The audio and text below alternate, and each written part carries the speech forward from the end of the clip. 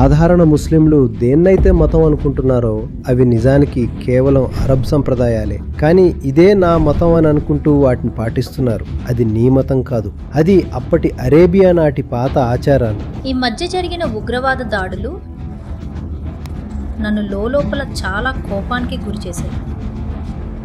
దీనిపై ముస్లింల నుండి రావాల్సిన ఆ నిరసన, ఆ మార్పు మాత్రం నాకెక్కడా కనిపించలేదు. ముఖ్యంగా ఉన్నత స్థాయిలో ఉన్న వారిలో అది లేకపోవడంతో నేను ప్రశ్నించడం మొదలుపెట్టాను.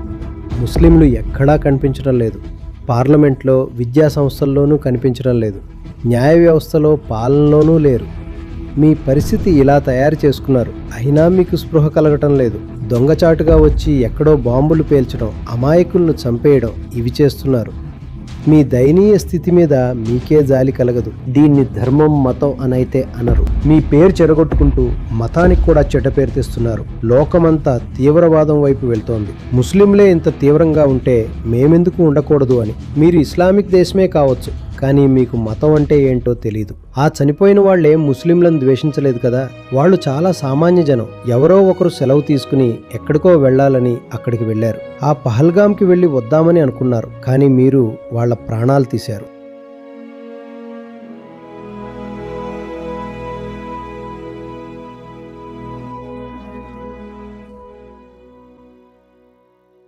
నమస్కారం ఆచార్య గారు.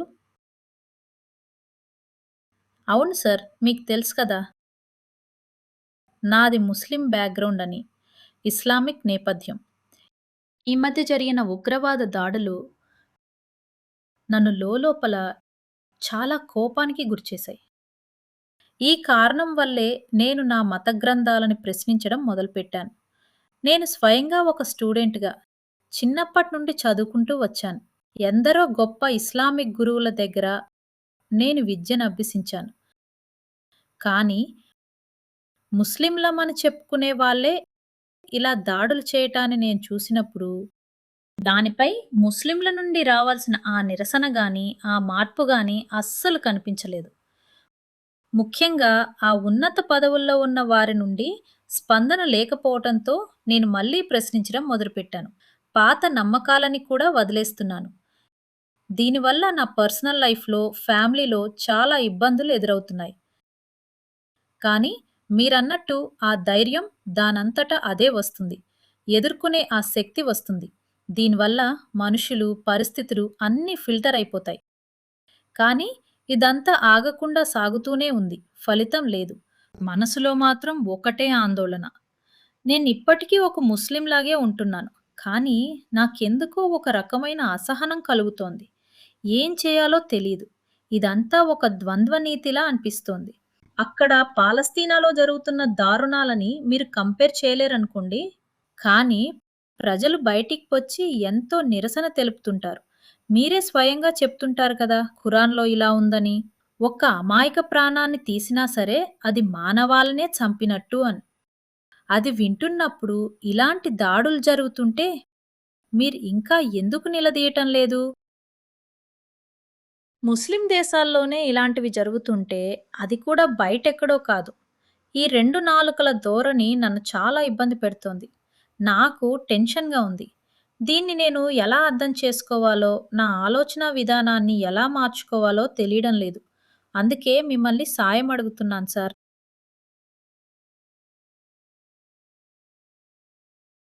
చూడండి,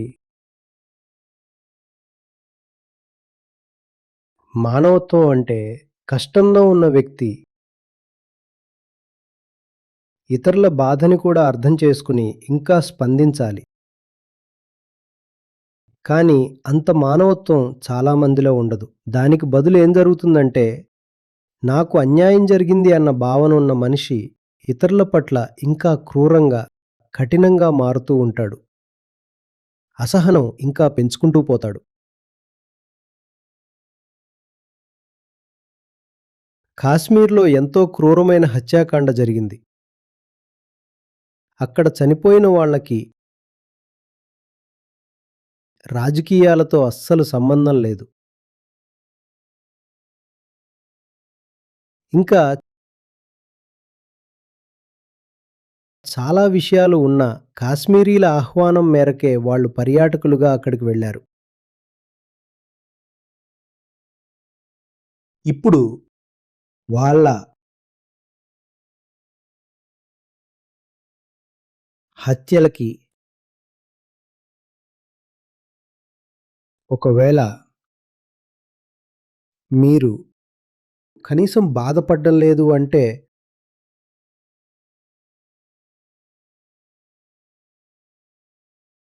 మీరు ఆ హంతకుల వెంటే ఉన్నారని అర్థం. ఎవరైతే ఈ దారుణం చేశారో వాళ్ళ పక్షానే ఉన్నట్టు. అలా మీరు ఆ అందశక్తుల వెంట ఉంటే మీరు గ్రహించడం లేదు. ఆ ఉన్మాదుల మీద వచ్చే ప్రజల కోపం రేపు నీ మీద కూడా పడుతుంది. అనవసరంగా మీరే చిక్కుల్లో పడుతున్నారు. మీకు అవసరం లేని శిక్షని మీరే స్వయంగా ఆహ్వానిస్తున్నారు.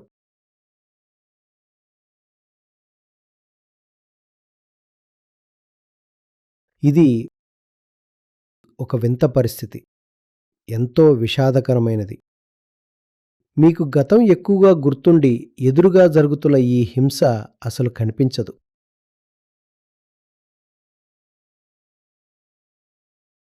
గతాన్ని పట్టుకుని మీరు కూర్చుంటే అప్పుడు అప్పట్లో గతం చేసిన పాపాలకి, తప్పులకి ఇప్పుడు మీరు మూల్యం చెల్లించాల్సి వస్తుంది. ఒక ఉదాహరణ చెప్తాను. ఒక పాత శిథిలమైన భవనం ఉందనుకోండి. సరేనా? ఆ బిల్డింగ్ మీద ఒక 10,00,00,000 అప్పు కూడా ఉందనుకుందాం. కానీ అందులో ఇప్పుడు ఎవరూ ఉండటం లేదు. ఒకప్పుడు ఉన్నవాళ్ళందరూ చనిపోయారు. చరిత్రలో కలిసిపోయారు. ఎవరూ లేరు. కానీ ఆ భవనం మీద 10,00,00,000 అప్పు మాత్రం అలాగే ఉంది. ఎంత? 10,00,00,000. కానీ అది కేవలం అప్పే. అక్కడ ఎవరూ లేనప్పుడు ఆ అప్పుని ఎవరి దగ్గర వసూలు చేస్తారు? అప్పుడొక రోజు ఒక వెర్రి మనిషి వచ్చి ఇలా ఛాతీ విరుచుకుని గర్వంగా ఆ భవనం ముందు నిలబడతాడు. ఈ భవనం నాది అని అంటాడు. ఎలా నీది? అంటే నేనా వంశానికి చెందిన వాడిని. దీన్ని కట్టిన నా పూర్వీకుల వారసుడిని అని చెప్తాడు. మరి ఆ భవనం మీద అప్పు ఉంది కదా! అప్పుడు ఆ 10,00,00,000 ఎవరి దగ్గర వసూలు చేస్తారు? నీ దగ్గరే కదా! అసలు ఆ భవనంతో నీకేం సంబంధం? ఈ రోజుల్లో, ఇప్పటి ప్రపంచంలో, ఇప్పటి మన భారతదేశంలో నీ కుటుంబం ఉంది. నీ భవిష్యత్తు, నీ పిల్లలు, నీ క్షేమం, నీ సంతోషం, నీ భద్రత అంతా కూడా ఈనాటి మన భారతదేశం మీదే ఆధారపడి ఉంది కదా!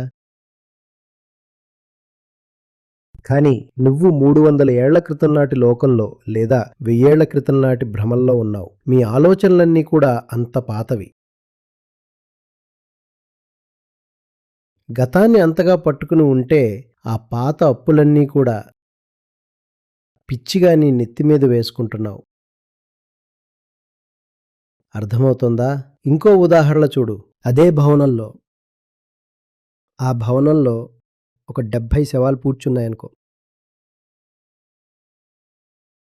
వాళ్ళ వారసులందరూ అక్కడే చుట్టుపక్కలే ఉంటున్నారు. కానీ వాళ్ళు ఎవరినీ ఏమీ అనడం లేదు. ఎందుకంటే వాళ్ళని చంపిన వాళ్ళు కూడా చనిపోయారు. అందుకే ఎవరినీ అనరు. జీవితం సాగిపోతోంది. అదంతా పాత మాట. కానీ అక్కడ 70 శవాలు మాత్రం ఉన్నాయి. మీరు వెళ్ళి అక్కడ నిలబడి నేనే ఈ భవనానికి అసలైన వారసుడిని అంటారు. ఏ సంబంధం లేకపోయినా కేవలం అహంకారం కోసమే. నా గతం ఎంత గొప్పదో, ఎంత అద్భుతమో అని చెప్పుకోవడం అందరికీ ఇష్టమే కదా! అందుకే ఆ అహం కోసం మీరు ఆ పాత భవనం ముందు నిలబడతారు. అక్కడ ఆ 70 శవాలు ఉన్నాయి. ఎవరి శవాలైతే అక్కడున్నాయో వాళ్ళ వారసులు కూడా చుట్టుపక్కలే ఉంటారు కదా. వాళ్ళకిప్పుడు ఒక మనిషి దొరికాడు. ఎన్నాళ్ళూ ఎవరూ దొరకలేదు. పగ ఎవరి మీద తీర్చుకోవాలి అని ఎదురుచూసే వాళ్ళ ముందు మీరే వెళ్ళి నన్ను చంపండి అని నిలబడ్డారు. ఇదంతా ఎందుకు? ఆ పాత భవనం వల్ల నీకు వచ్చే లాభం ఏంటి? అది చెప్పు. ఆ పాత భవనం వల్ల నీకు వచ్చే లాభం ఏంటి? ఇప్పుడు జరిగిన ఆ తాజా సంఘటన అది పహల్గామ్‌లో జరిగింది. ఒక క్రూరమైన ఉగ్రవాద దాడి జరిగింది. దీని నేపథ్యం ఇది. మీరు ఇస్లాం గురించి ప్రశ్న అడిగారు కాబట్టి మనం ముస్లింల గురించి మాట్లాడుతున్నాం. కానీ ఇది ప్రపంచంలో ప్రతి ఒక్కరికి వర్తిస్తుంది. ఎందుకంటే ప్రతి మనిషి గతంలోని ఏదో ఒక పాత భవనాన్ని పట్టుకుని కూర్చున్నాడు.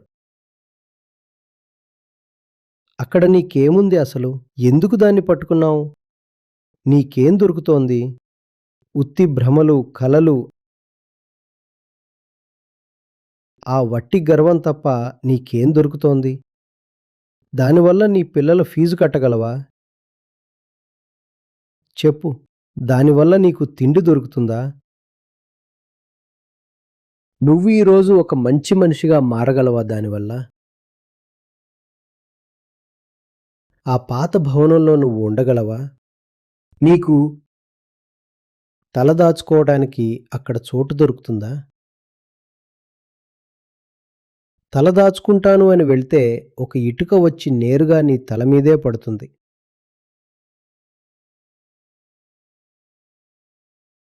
మూర్ఖత్వం సాగుతోంది. దీనికి ఈ రోజుతో సంబంధం లేదు. ఇప్పుడే జరిగింది ఎక్కడంటే బహ్రాయిచ్‌లో. ఉత్తరప్రదేశ్‌లోని బహ్రాయిచ్ జిల్లా. ఒక 2 రోజుల క్రితం జరిగిన సంఘటన. అక్కడ ఒక మదర్సాలో విద్యాశాఖ అధికారులు వెళ్లి తనిఖీ చేశారు. అక్కడ చూస్తే పెద్ద తరగతులు చదువుతున్న విద్యార్థులు కూడా ఇంగ్లీష్‌లో కనీసం వాళ్ళ పేరు కూడా రాయలేకపోయారు. మదర్సా పేరు కూడా రాయలేకపోయారు. అప్పుడు అధికారులు చెప్పారు, అరబిక్, పర్షియన్ కాకుండా ఇంకా ఏమైనా నేర్పించండి అని. అసలిప్పుడు అరబిక్, పర్షియన్ చదివి నీకేం దొరుకుతుంది చెప్పు? ఏం దొరుకుతుంది? కానీ ఆ పాత కట్టడం, దాని హుందాతనం, ఆ గర్వం, ఆ హోదా, దాన్ని తింటావా? దాన్ని ధరిస్తావా? అది నీకు అన్నం పెడుతుందా? బట్టలిస్తుందా? ఏమొస్తుంది దాంతో? ఈరోజు పర్షియన్ చదివి నువ్వేం చేస్తావు? ఆ కాలం ఎప్పుడో పోయింది. భారతేందు హరిశ్చంద్ర గారు రాశారు. పర్షియన్ చదివారు, కానీ నూనె అమ్ముకుంటున్నారు. ఇది విధిరాత అని.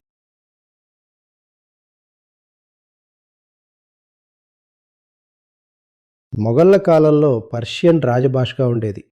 ఆ తర్వాత బ్రిటిష్ వాళ్ళొచ్చారు. ఇక మెల్లగా. అయినా ఇప్పటికీ అది ఒక అందమైన భాష, కవితల భాష. కానీ ఇప్పుడు దాంతో నీకేం పని?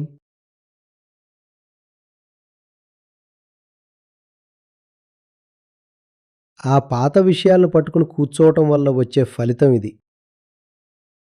గతంలో వదిలేయాల్సిన విషయాల్ని అక్కడే వదిలేయాలి అన్నది అర్థం కావటం లేదు. వాటిని ఇప్పుడు మోయాల్సిన అవసరం లేదు. లేదంటే లోకమంతా మిమ్మల్ని చూసి గేలి చేస్తుంది. ఇది ఎవరికీ నచ్చదు. ఏ మంచి మనిషికి తనను ఎవరూ ఎగతాళి చేయాలని అనుకోరు. కానీ ఇదంతా జరుగుతూనే ఉంది.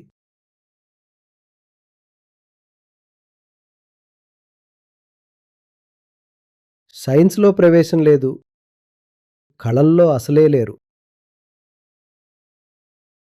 యూనివర్సిటీల్లో కూడా మీ జనాభా కంటే మీ హాజరు తక్కువగా ఉంది.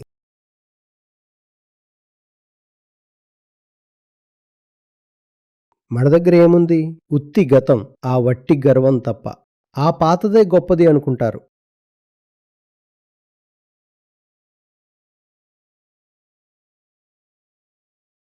గతంలో చాలా తక్కువ విషయాలు మాత్రమే ఎప్పటికీ పనికొస్తాయి. అవి కాలాతీతమైనవి కదా!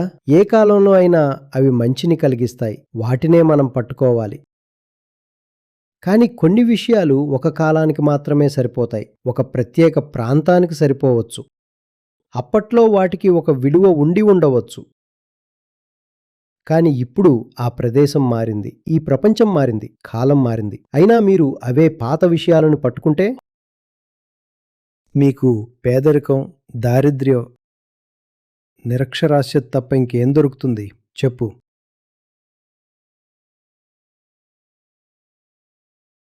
ఇక వేరే ఎవరితోనూ మీరు పోటీ పడలేకపోయినప్పుడు, ఎవరికీ సాటి రానప్పుడు, అప్పుడు మీ దగ్గరకు వచ్చేది ఆ ఆఖరి ఆయుధం. అదే తుపాకీ. AK-47. వేరే వాళ్ళకి డబ్బు ఉండొచ్చు, జ్ఞానం ఉండొచ్చు. కానీ మా దగ్గర మాత్రం బుల్లెట్ పవర్ ఉంది అంటారు. ఇదేం పద్ధతి? నువ్వు కాల్పులు జరిపితే ఎదుటివాడు ఊరుకుంటాడా? యుద్ధాలిప్పుడు గుర్రాల మీద గాని, కత్తులతో గాని జరగవు. యుద్ధాలిప్పుడు కేవలం జ్ఞానంతోనే జరుగుతాయి. ఆ రోజులు ఎప్పుడో పోయాయి. గుర్రాలెక్కి కత్తి పట్టుకుని ప్రపంచాన్ని జయిస్తామన్న కాలం చెల్లిపోయింది. ఇప్పుడు ఎవరి దగ్గర జ్ఞానం, సైన్స్ ఉంటే వాళ్లే గెలుస్తారు. మరి సైన్స్‌లో మీరెక్కడున్నారు? మీకు సైన్స్ అంటేనే భయమేస్తోంది. పాకిస్తాన్‌లో సైన్స్ పుస్తకాలు చూడండి. ఎప్పుడైనా సరదా కోసం ఆర్ కాలక్షేపం కోసం వెళ్ళి చూడండి. పాకిస్తాన్‌లో పిల్లలకి సైన్స్ పేరుతో ఏం నేర్పిస్తున్నారు?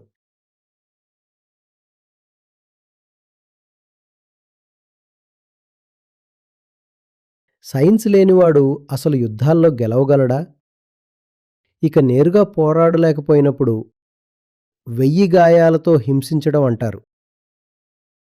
దొంగచాటుగా వచ్చి ఎక్కడో బాంబులు పేల్చడం, అమాయకులను చంపేయడం. ఎందుకంటే నేరుగా యుద్ధం చేసే ఆ సైన్స్, టెక్నాలజీ మీ దగ్గర లేవు కాబట్టి. మీ దగ్గర న్యూక్లియర్ బాంబులు ఉన్నా అవి వేరే వాళ్ళ దగ్గర నుండి దొంగిలించినవి లేదా నార్త్ కొరియా లాంటి దేశాలకి లంచాలిచ్చి సంపాదించినవి. మీ దయనీయ స్థితి మీద మీకే జాలి కలగటం లేదు. మీ పరిస్థితి ఇలా తయారు చేసుకుని మాకే ఇబ్బందిగా ఉంది అని ఇంకోడిని కూడా కష్టపెడతారా? ఇదేం పద్ధతి? దీన్ని మతం అనైతే అనరు. మీ పేరు చెడగొట్టుకుంటూ మతానికి కూడా చెడ్డ పేరు తెస్తున్నారు.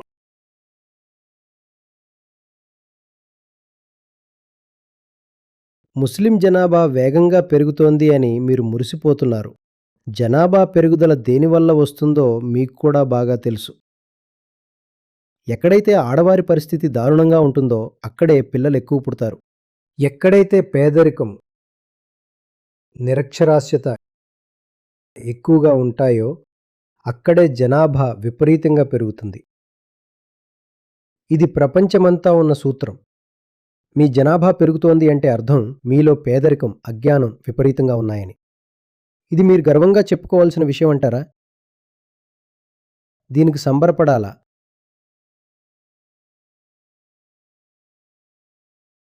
ఎవరైనా మీ క్షేమం కోసం చెప్పినా వినరు. ఇక్కడ ఒక పొరపాటు జరిగింది.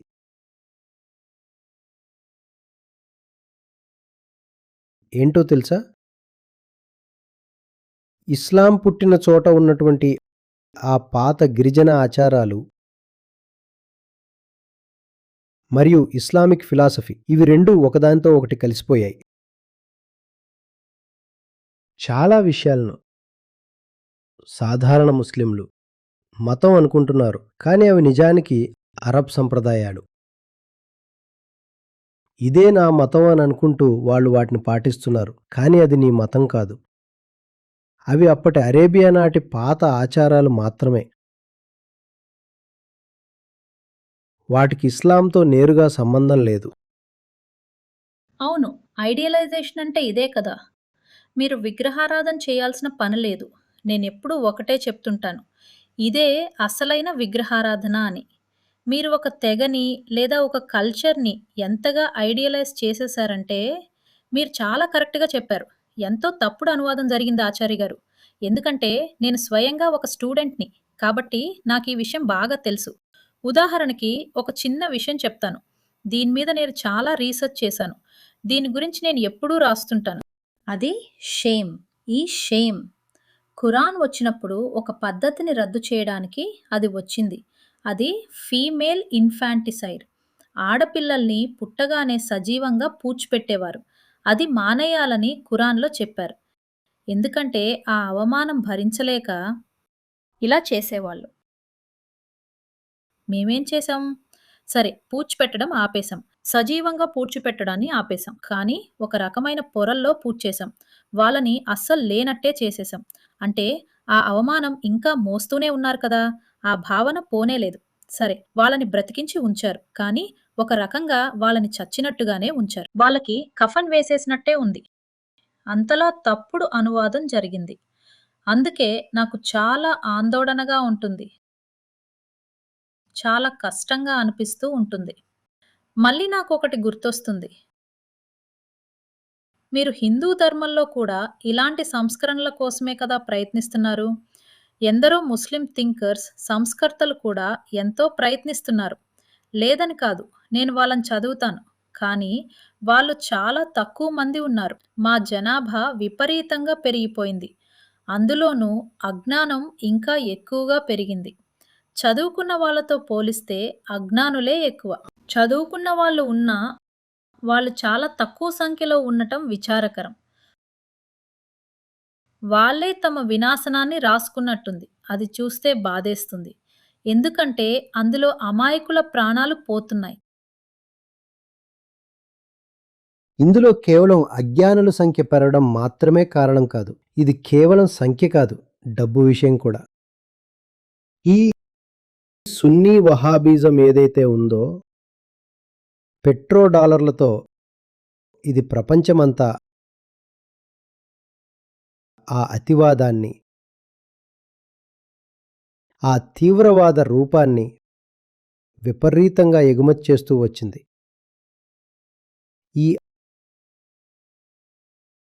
ఆయిల్ వల్ల వచ్చే ఆ డబ్బు ఏదైతే ఉందో, ఆ డబ్బుని ఇలా వాడుకుంటున్నారు. ఇంకొకటి, అమెరికా. అమెరికా వల్లే పాకిస్తాన్ ఒక ఫ్యాక్టరీలా మారి ప్రపంచం మొత్తానికి తీవ్రవాదాన్ని ఎగుమతి చేస్తోంది. దీని వెనుక ఉన్న అతిపెద్ద కారణం ఆఫ్ఘనిస్తాన్ యుద్ధం. సోవియట్ యూనియన్ ఆఫ్ఘాన్లోకి రాకుండా అవి కోల్డ్ వార్ నడుస్తున్న రోజులు. ఆఫ్ఘాన్ కమ్యూనిస్టుల చేతుల్లోకి వెళ్ళిపోతుందేమో అని భయపడ్డారు. అందుకోసం అమెరికా ఏం చేసిందంటే, ఆ ఇస్లామిక్ అతివాద రూపాన్ని, ఎంతో అజ్ఞానంతో కూడిన ఆ హింసాత్మకమైన అతివాద రూపాన్ని అమెరికా పెంచి పోషించింది.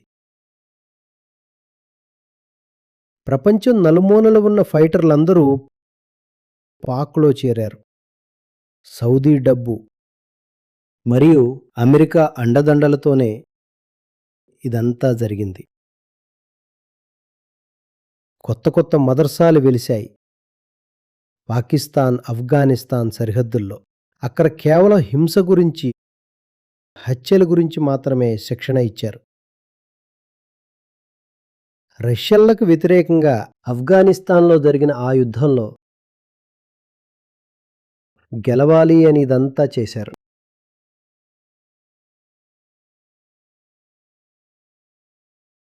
ఇది ఎప్పటి నుండో వస్తున్న సమస్య, అలా అని ఏమి కాదు. ఈ సమస్య ఇంతగా పెరిగింది గత శతాబ్దం చివరి 2-3 దశాబ్దాల్లోనే.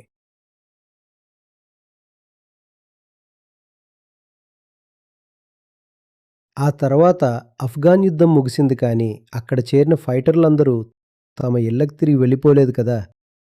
వాళ్ళు కాశ్మీర్, చెచ్నియా, వెస్టేషియా ఇలా అన్ని చోట్లకి వెళ్ళిపోయారు. ఇరాక్ వెళ్ళారు. దాని నుండే తర్వాత ఆ ఇస్లామిక్ స్టేట్ పుట్టింది. దీని వెనుక ఆర్థిక మరియు భౌగోళిక రాజకీయ కారణాలు ఉన్నాయి. ఇక్కడ విషయం కేవలం ప్రజలు వాళ్ళ సంప్రదాయాలే కాదు, వాళ్ళ గ్రంథాల వల్లే అని కూడా కాదు. ఇప్పటి రాజకీయ కారణాలు కూడా దీనికి బాధ్యత. హిల్లరీ క్లింటన్ ఒక మాట చెప్పారు. నీ పెరట్లో పాములను పెంచి అవి నిన్ను కరవవు అని అనుకోవటం మూర్ఖత్వమే అని. సరే, మీరక్కడ తాలిబన్లను తెచ్చారు. అప్పుడే తెహ్రీకే తాలిబాన్ పాకిస్తాన్ కూడా పుట్టుకొచ్చింది. టీటీపీ. ఆ టీటీపీ ఇప్పుడు పాకిస్తాన్కి ఒక పెద్ద తలనొప్పిగా తయారైపోయింది.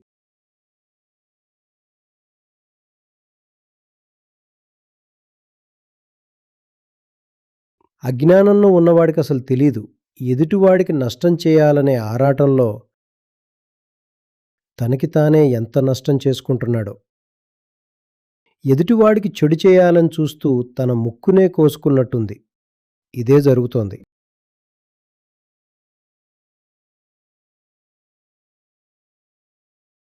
ఆచార్య గారు, ఇలాంటి పరిస్థితిలో నాకు మీ సాయం కావాలి. నా మనసులోని ఈ ఆందోళన, ఈ ఆవేదన అంతా కూడా ఒక కరుణగా, ప్రేమగా ఎలా మారుతుంది? నా ఆలోచన విధానాన్ని ఎలా మార్చుకోవాలి?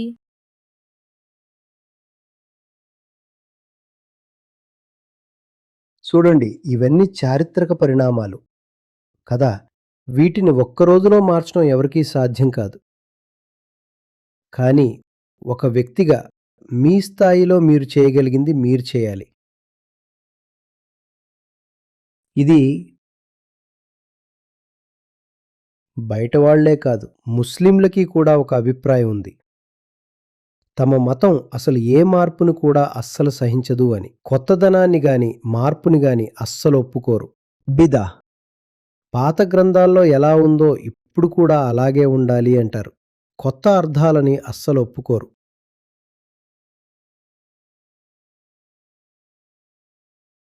కరుణ అంటే తనకి నష్టం జరిగినా సరే ఎదుటివాడికి సత్యాన్ని చెప్పడం. అది ఇప్పుడు ఎక్కడా కనిపించడం లేదు.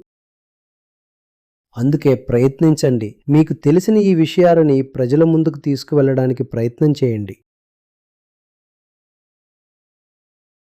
చీకటికి మందు వెలుగు మాత్రమే కదా. ఎక్కడైతే మీకు వెలుగు కనిపిస్తోందో దాన్ని అందరికీ చూపించండి. మతం అంటే కేవలం ఆ హింస, ఆ అతివాదం మాత్రమే కాదు అని లోకానికి తెలిసేలా చేయండి. ఆ హింస కాకుండా ఇంకేదో ఉంది అని ప్రజలకి అర్థం కావాలి. విద్య అనేది చాలా గొప్ప విషయం. సైన్స్, హిస్టరీ, లాజిక్, ఇలా అన్ని విషయాల్లో విద్య అందాలి. ఎక్కడైతే చీకటి ఎక్కువగా ఉంటుందో అక్కడ ఎవరైనా సరే చెత్త వేసి వెళ్తారు. అందుకే జ్ఞానప్రకాశం అవసరం. చూస్తుంటాం కదా, ఎక్కడైనా ఒక చీకటి మూల ఉంటే లోకమంతా అక్కడే వచ్చి చెత్త వేస్తుంది. అక్కడే ఆ పురుగులు, క్రిమికీటకాలు పెరుగుతాయి. మనకు వెలుగు కావాలి, అది జ్ఞానమే.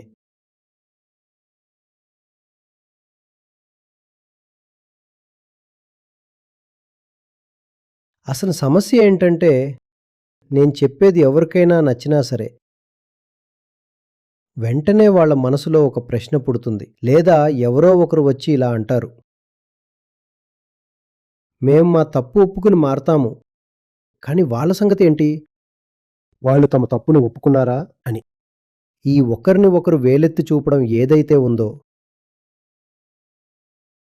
అది మనల్ని అస్సలు ముందుకు వెళ్ళనివ్వదు. ఎవరినైనా బాగుపడండి అని అంటే వాళ్ళంటారు, మమ్మల్ని మార్చాలనుకుంటున్నారా, వెళ్ళి ముందు వాళ్ళని మార్చండి అని. ఇది ఎలా అంటే,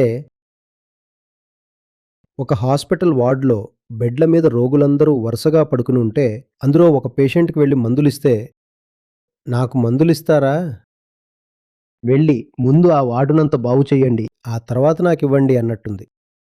అసలు ఇదేం లాజిక్? ఇప్పుడు లోకమంతా రాడికలైజ్ అవుతోంది. ముస్లింలే ఇంత తీవ్రంగా ఉంటే మేమెందుకు ఉండకూడదు అని అడుగుతున్నారు. ఇప్పుడు చాలా తక్కువ దేశాల్లో మాత్రమే ఆ రైట్ వింగ్ ధోరణి ఇంకా పెరగలేదు. ఆ మార్పులకి ఒక ముఖ్యమైన కారణం ఏంటంటే, చూసారా ముస్లింలు ఏం చేస్తున్నారో? వాళ్ళిలా చేస్తుంటే దానికి ప్రతిగా మాకు కూడా పోరాడే హక్కుంది కదా అని. ఇది బలమైన తర్కం. దీన్ని కాదనడం అంత సులభం కాదు.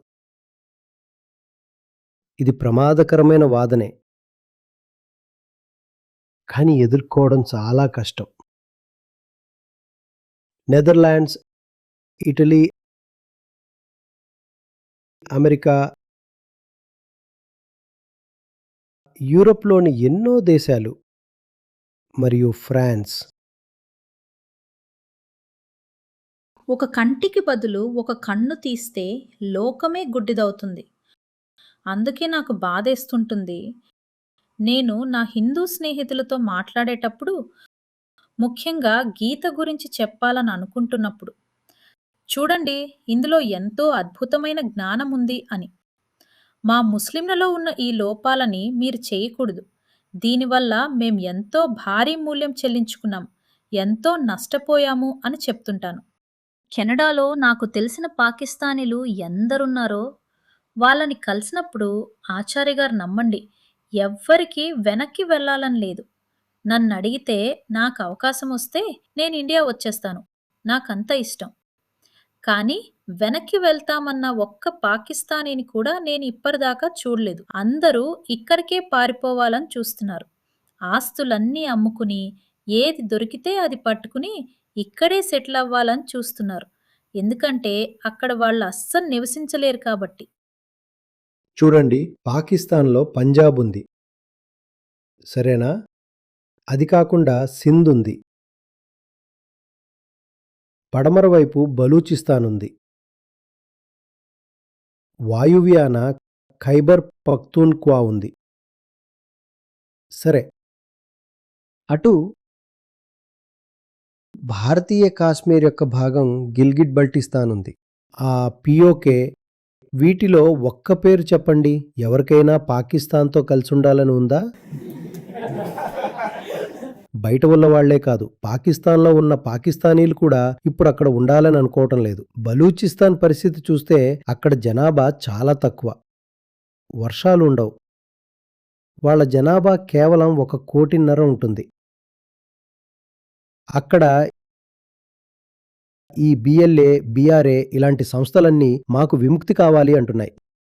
కానీ అక్కడ పేదరికం చాలా ఉంది. వాళ్ళు విడిపోలేరు. పైన ఆ ప్రాంతంలో పష్తూనిస్తాన్ కావాలనుకుంటున్నారు.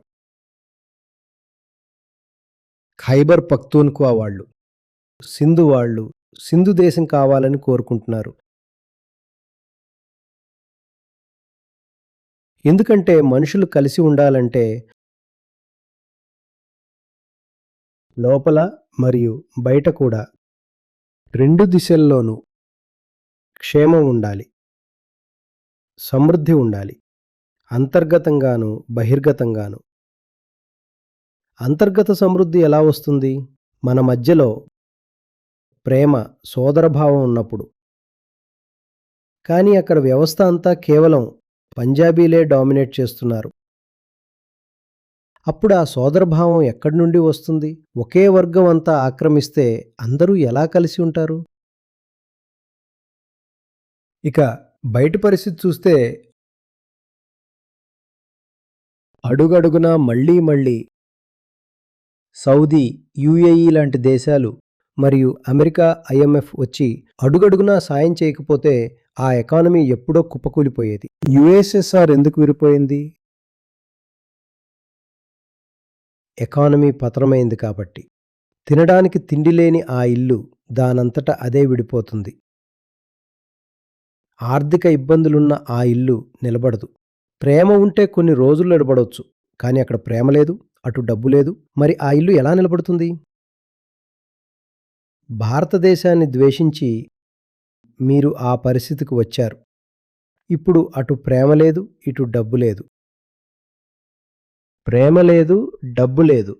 కేవలం సైన్యాన్ని అడ్డుపెట్టుకుని మీ దేశాన్ని ఒకటిగా ఉంచుకుంటున్నారు. భారత్‌లో కూడా ఇలాంటి గొడవలున్నాయి అని మీరు అనవచ్చు. కానీ పాక్ కంటే చాలా తక్కువ. పాకిస్తాన్‌లో అప్పట్లోనే ఒక విడిపోవడం జరిగింది కదా! 1971లో. సరే, ఇదంతా ఎందుకు జరుగుతోంది? ఎందుకంటే ప్రాథమికంగా ఇది ఎందుకు జరుగుతుందంటే మీరు ఇస్లామిక్ దేశమే కావచ్చు. కానీ మీకసలు మతం అంటే ఏంటో అర్థం కాలేదు. మతం పేరుతో మీరు ఏం చేస్తున్నారో మీకే తెలీదు. దీనివల్ల లక్షలాది మంది ప్రాణాలు పోతున్నాయి. లోకమంతా కూడా మీ వల్ల ఇబ్బంది పడుతోంది.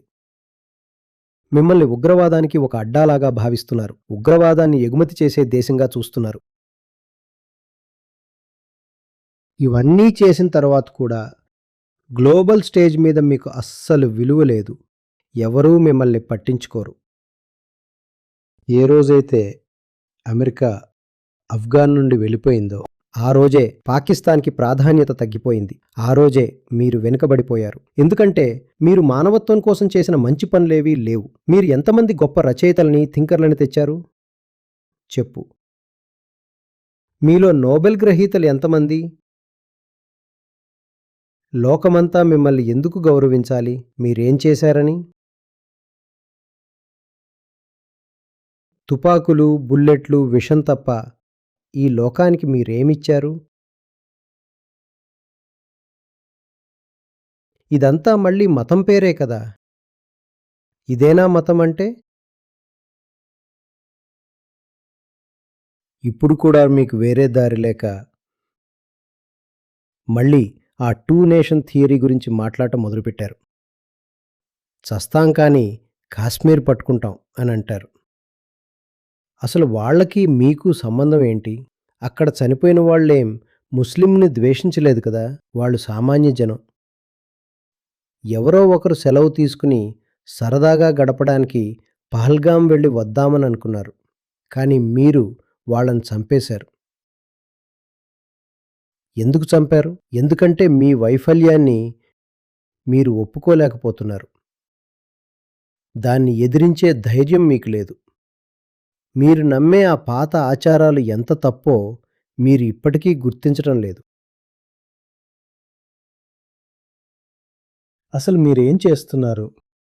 లోకమంతా కేవలం విషం చిమ్ముతున్నారు. ఎవరైనా మీకు ఈ నిజాలు చెప్పాలని వస్తే మీరు గొంతు కోస్తామంటారు. సంస్కరణలు ఎలా మొదలవుతాయి? ఇస్లాం లోపల నుండి ఎలా మొదలవుతాయి? ఎవరైనా వచ్చి ఏదైనా చెప్పాలని చూస్తే వాళ్ళని తరిమేయడం ఏదో ఒకటి చేస్తారు. తస్లీమా నస్రీన్‌కి ఏమైంది? సల్మాన్ రష్దీకి ఏమైంది? ఎవరైనా అర్థవంతంగా ఏదైనా విషయం చెప్పాలనుకుంటే నేరుగా వాళ్ళ మీద దాడి చేయడమే. వాళ్ళ ప్రాణాలు తీసేయడమే. ఇది చాలా వెనుకబడిన ఆలోచన. బంగ్లాదేశ్‌లో ఏదో ఒక పార్టీ ఉంది. పేరు సరిగ్గా గుర్తులేదు. గ్రీన్ సంథింగ్ ఏదో ఉంది. ఇప్పుడే చదివాను. అది ప్రధాన పార్టీల్లో ఒకటి కాదు. ఏదో ఒక అతివాద పార్టీ అది. ఇప్పుడిప్పుడే పైకొస్తోంది. అదేమంటోందంటే, ఇక్కడున్న నాన్ ముస్లింలందరికీ ఓటింగ్ హక్కులు తీసేయండి. ఓటింగ్ రైట్స్ తీసేసి ఆర్మీ రూల్ పెట్టండి. ఈ నాన్ ముస్లింలందరికీ కేవలం ఒకటే హక్కు ఉంటుంది. ఒకవేళ ముస్లింలు వాళ్ళని హింసిస్తే వాళ్ళు వెళ్ళి కంప్లెయింట్ చేయవచ్చు.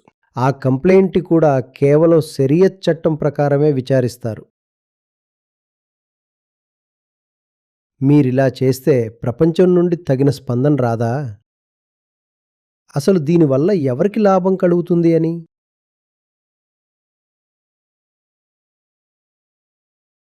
వేరే వాళ్ళ సంగతి పక్కన పెట్టు. నీ మేలు గురించి ఆలోచించుకో.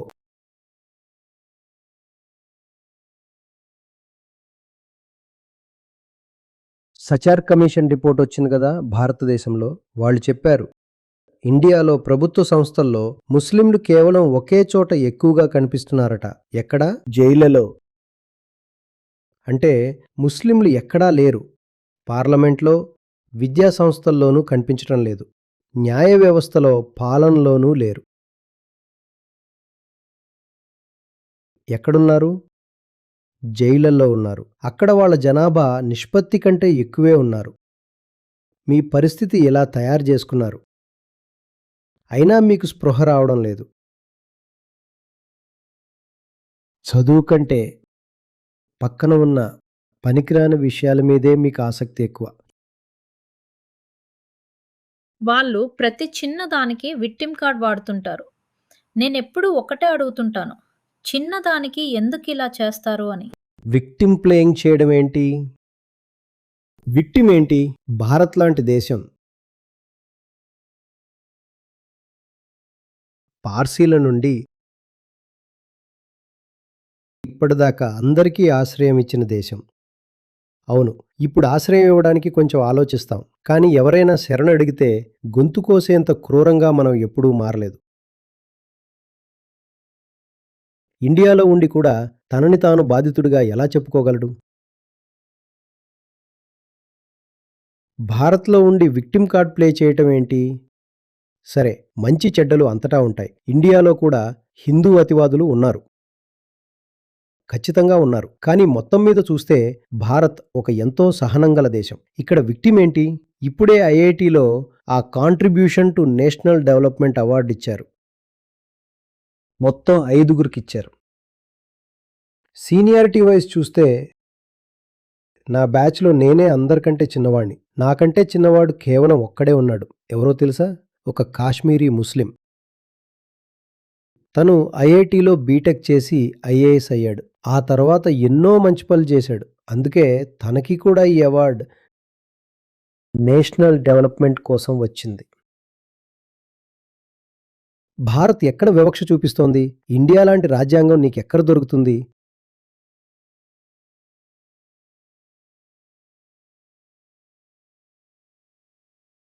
ఇక్కడుండి కూడా మాకు అన్యాయం జరిగింది, పగ తీర్చుకుంటాం అనడం ఏంటి? ఇండియాలోనే అన్యాయం జరిగితే ఇక నీకు ఎక్కడా న్యాయం దొరకదు. ఏంటి? దర్గాల దగ్గర ఇప్పుడు హిందువులే ఎక్కువ కనిపిస్తారు. ఇప్పుడున్న ఈ పరిస్థితుల్లో కూడా. సినిమాల్లో సూఫీ పాటలొస్తే అవి హిట్ అవుతాయి.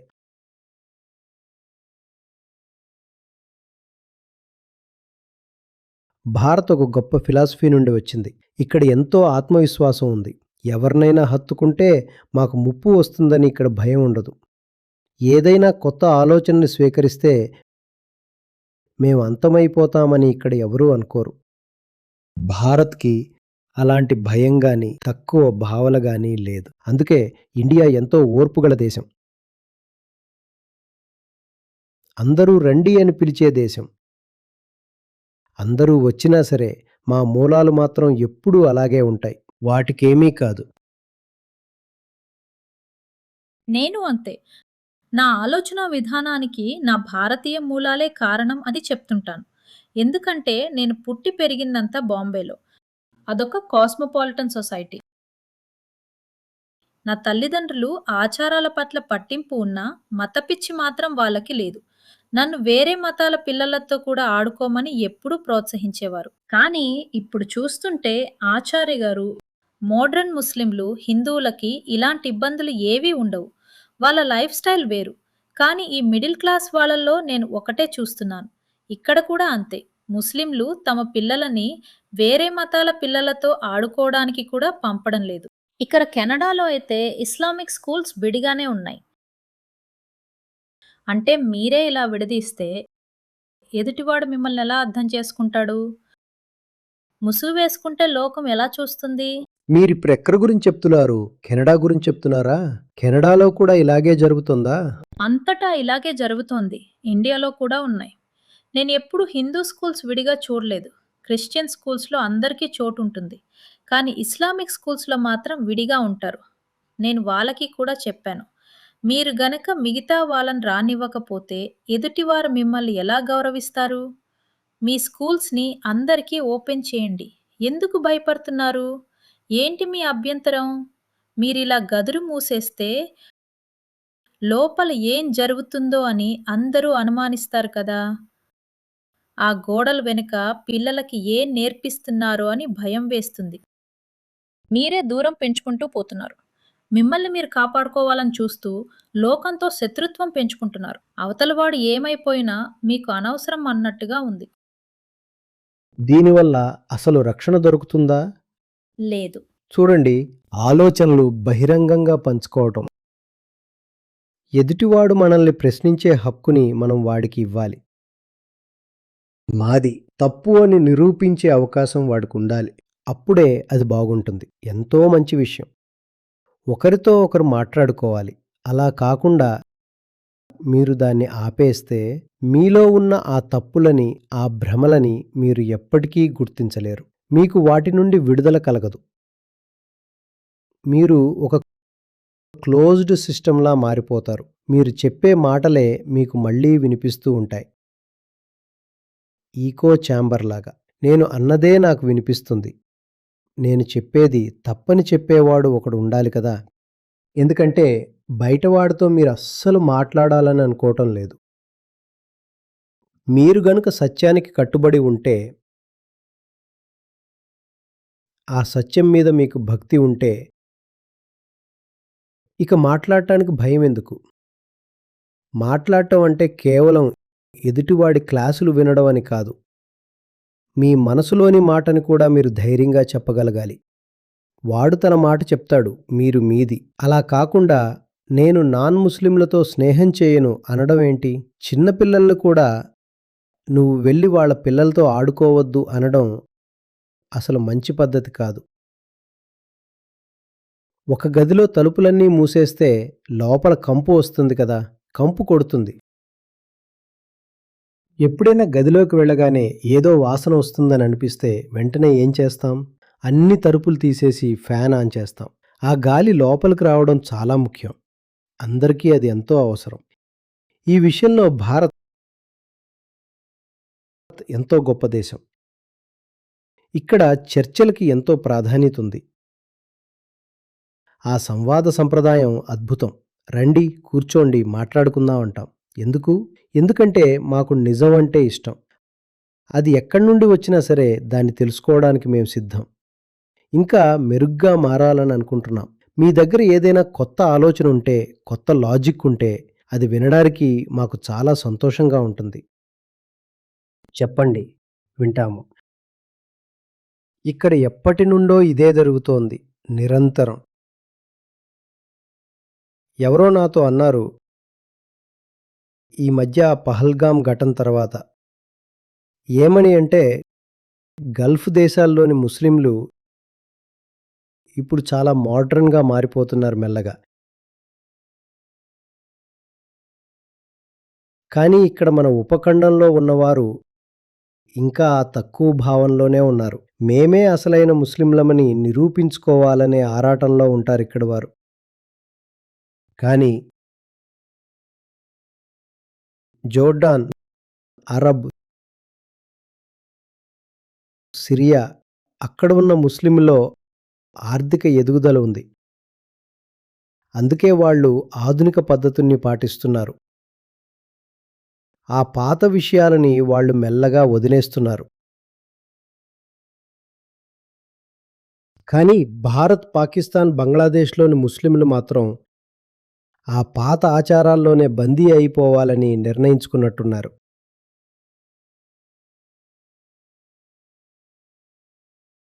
కారణం? వెనుకబాటుతనానికి 2 ముఖ్యమైన కారణాలుంటాయి. ఒకటి అజ్ఞానం, ఇంకోటి పేదరికం.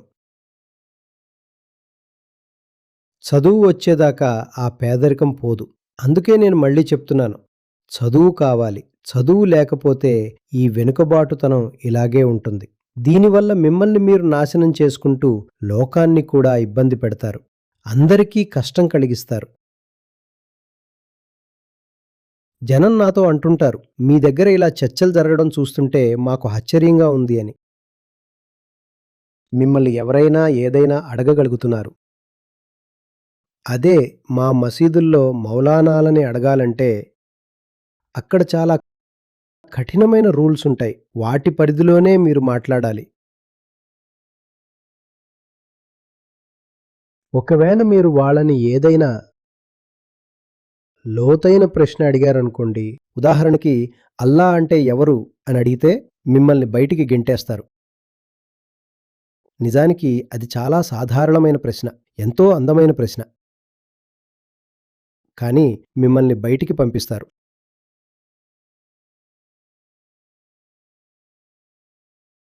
కానీ ఖురాన్లో వచ్చిన మొదటి పదం ఇక్రా. ఇక్రా అంటే చదువు. కానీ వాళ్ళు ఆ చదువుని కేవలం ఖురాన్ చదవడానికే పరిమితం చేసేశారు. అవును. ఇక్కడ ఒక విషయం గుర్తుంచుకోవాలి. ఇల్మ్ ఇబాదత్ కంటే గొప్పది. ఇల్మ్ ఇబాదత్ కంటే గొప్పది. కానీ ఆ ఇల్మ్ ఎక్కడుంది? ఇబాదత్ అంటే భక్తి. కేవలం ఆ గుడ్డి భక్తి, పూజలు. అదే బ్లైండ్ డివోషన్ మాత్రమే మిగిలిపోయింది. చదువు, ఎడ్యుకేషన్.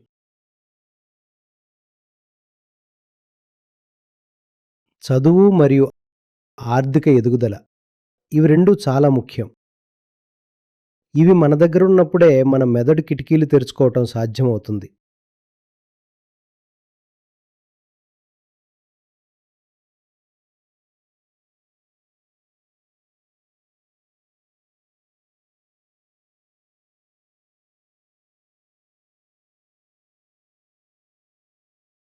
హ్మ్. ఇంకేమైనా ఉందా? ధన్యవాదాలు.